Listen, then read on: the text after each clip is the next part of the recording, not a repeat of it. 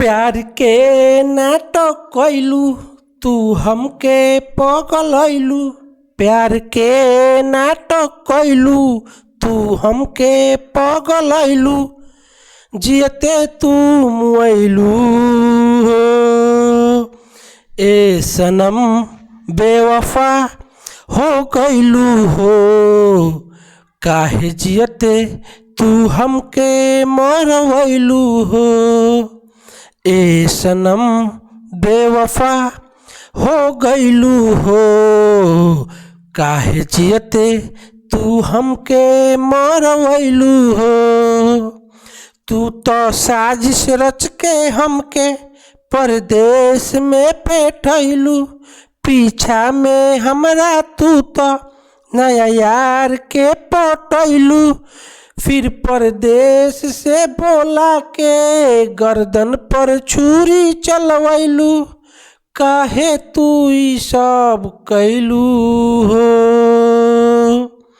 ए सनम बेवफा हो गइलू हो। काहे जियते तू हमके मरवैलू हो ए सनम बेवफा हो गइलू हो। काहे जियते तू हमके मरवैलू हो।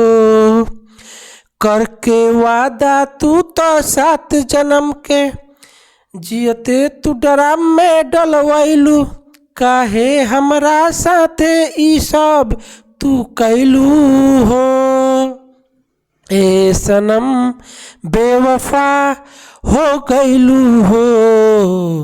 काहे जियते तू हमके मरवैलू हो ए सनम बेवफा हो गइलू हो। काहे जियते तू हमके मरवैलू हो। प्यार के नाटक कइलू तू हमके पगलइलू। जियते तू मुइलू हो ए सनम बेवफा हो गइलू हो। काहे जियते तू हमके मरवैलू हो ए सनम बेवफा हो गइलू हो।